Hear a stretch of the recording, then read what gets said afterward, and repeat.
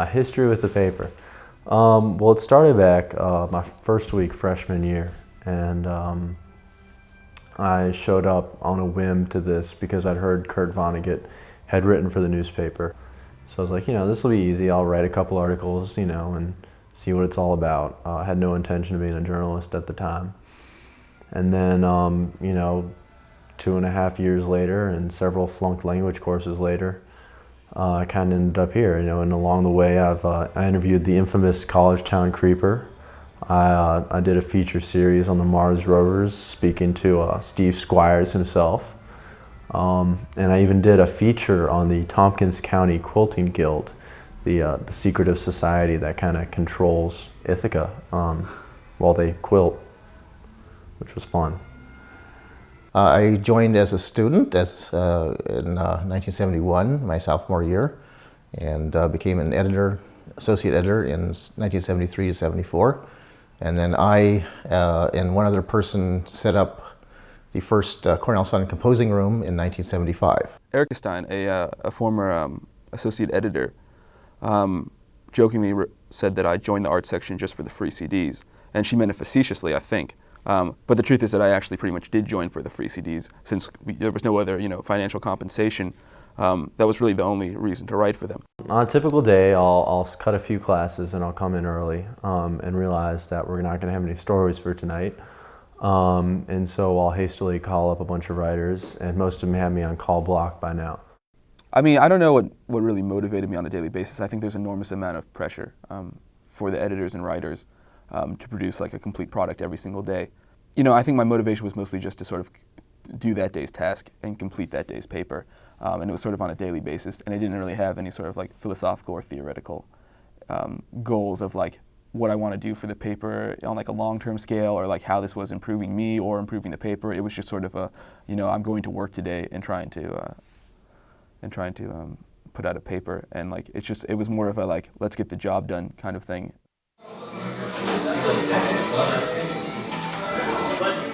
Hi, I'm Olivia. I'm one of the news editors, and I'm working on page 5 right now, and I'm unfortunately here on Thursday night. I don't like to work Thursdays, but I think I owe it to the paper to work this Thursday, because I haven't in the past.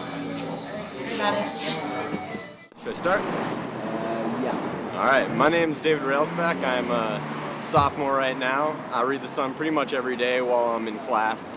I guess my favorite part about The Sun is Ahmed's column. I'm a huge fan of Ahmed. He's on the ball all the time. My least favorite part would be the Sudoku puzzles, because they perplex me. I actually just picked up Sudoku about 2 weeks ago. I'm proud to say that I can do the Monday one, but as they progressively get harder, I haven't made it past Tuesday yet. Well, I'm glad they put Sudoku in there now. But some of the articles, I guess, I can't remember any specific, but some of the daily editorials are kind of unnecessary, and we could better fill that space up with other like relevant articles, like how the war in Iraq is going, and instead of venting about how like Napster should be used more or less often or something like that. I've always enjoyed writing, ever since I was a kid, and my English courses weren't kind of what I expected them to be. So I wanted to push myself as a writer. And the Sun certainly did that, not necessarily in quality, but in what I wrote about and how fast I could write. It was like a challenge for me, and I found that deadline a real high. I mean, yes, there is a degree of narcissism involved. Every columnist, most columnists, I'm not going to make a blanket generalization, but most columnists like to see their name in the paper. We had our picture in the paper, which is kind of a bad thing, because when you get my picture in the paper, we sell less copies. We don't sell less copies, we distribute less copies. People cut it out, maybe. Fewer copies. Yeah, I mean, it was sort of challenging. As an editor, you tend to take the stories that other writers don't want, whether because they're just like difficult to research or interview people for, or because they're just boring or trivial or insignificant in some way. The writing has definitely declined. I think over the past 30 years, I don't think the Sun's writing always had weak spots, and that was certainly the case when I was writing for the Sun. But I think in general, students' writing skills have declined over the last 3 decades. And if you ask professors, they'll tell you the same thing. I'm writing something that people are actually reading. I'm putting together a paper that people, every day, if it doesn't come out, people would notice. But, our readers have standards for us and they criticize us constantly, and that kind of feedback it's addicting. And knowing that I got to make this deadline and then people are gonna, have all day to kind of like trash it, that's something, that forces me to be the best I can every single night.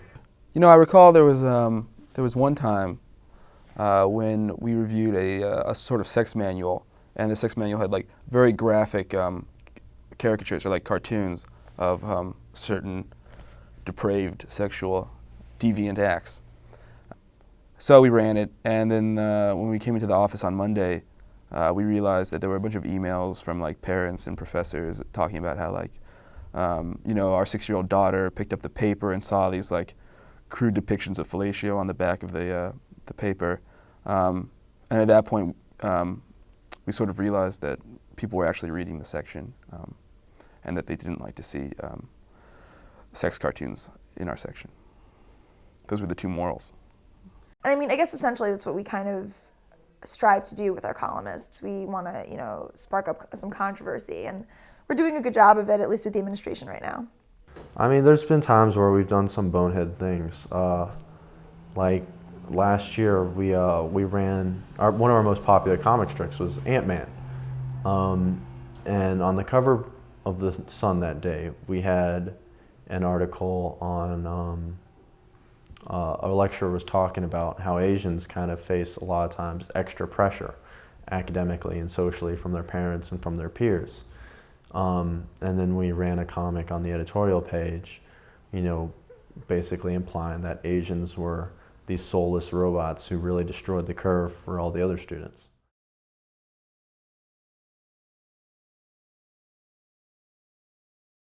That was a dumb move. We should have thought about that. We probably shouldn't have run the comic in the first place, and we really shouldn't have run it on the same day where we talked about these stereotypes. And there was a rally against us, and you realize that something that you don't even notice that night, the next day can strike off a huge protest. And it really forces you to kind of step back, look, and say, is there something here I'm not going to pick up on, but 100 people will tomorrow on Hope Plaza? One of our arts writers, who will remain nameless, wrote a column declaring that College Town Bagels egg sandwiches had, quote, fake powdery shit, end quote, in them. And neither me nor my associate editor, Zach Jones, really, took much notice of that because, who cares? It's an egg sandwich. We have more pressing issues of the day at art sections. They didn't like this. They're one of our bigger distributors on campus. What they did that day was grab every copy of the Sun. They threw it out. They prohibited every employee that works there from ever carrying a copy of the Sun in. People were discouraged from reading the Sun inside CTB. Except then they did threaten to sue the Sun for libel. And we had some long discussions about it with the editorial board. And after we consulted the local Cornell Sun lawyer, he said that they did have a case and that we should probably do whatever they asked us to do. At the same time, it's both like the most trivial thing and like the most important thing, because like if you're going to capitulate to something that trivial, like what does that say about your relationships with any other section of the Sun?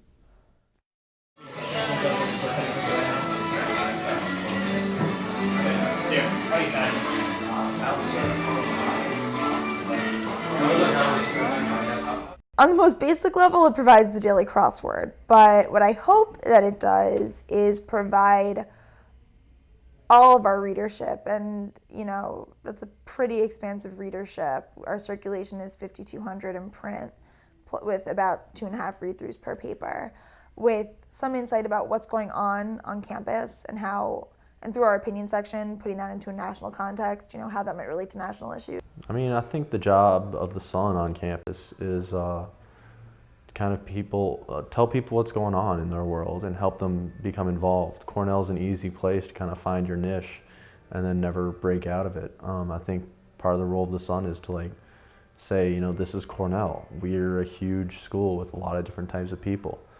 I think that's one of our roles. And I think another role is to hold people accountable for what they do.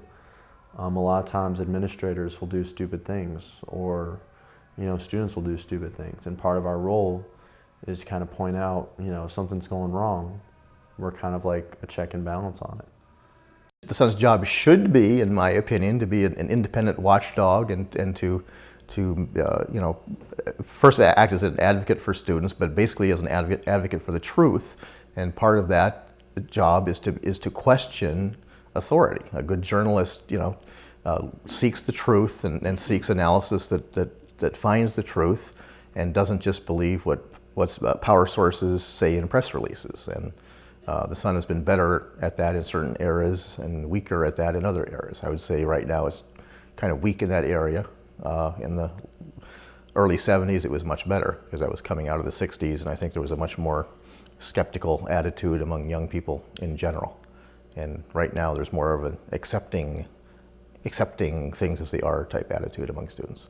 I know that some people at the Sun believe that the function of the paper is sort of analogous to the function of like the New York Times on a national level, and that the Cornell Daily Sun is supposed to sort of provide like in-depth coverage and investigative reporting of what happens on campus, and to sort of like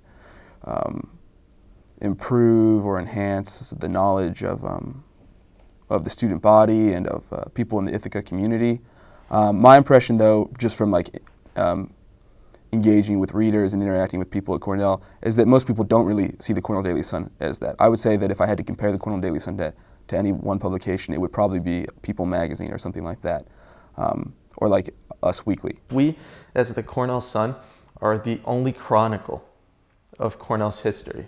I mean, that's not the official press relation version of the events, We try to, I think we do a generally good job of this, but we speak the truth about Cornell University, and we've been around for 125 years. I mean, that's a lot of history that has to be told and recounted. And the first place people look is in the newspapers, and it's a huge responsibility, because people 125 years from now are going to be reading us to see what the university was like here when we were students, to see what happened here, what we thought was important. You can't walk around campus without seeing dozens of people with Cornell Daily Suns in their hands. That didn't used to be the case. Despite my criticism of the paper as like an entity, I think I still have enormous respect for the individual editors and writers at the Sun. Most of them are fantastic people and fantastic writers. Yeah, I think there's always room for improvement, and that's something I've been pushing for. But in all, I think it's in the right direction, and I think it's, I'll put our paper up against any other college daily in America, and I'm pretty proud of where we are. We are by far the best one. I say without hesitation that we are one of the best in the Ivies. Cornell Daily Sun would be in top 5%, 10%.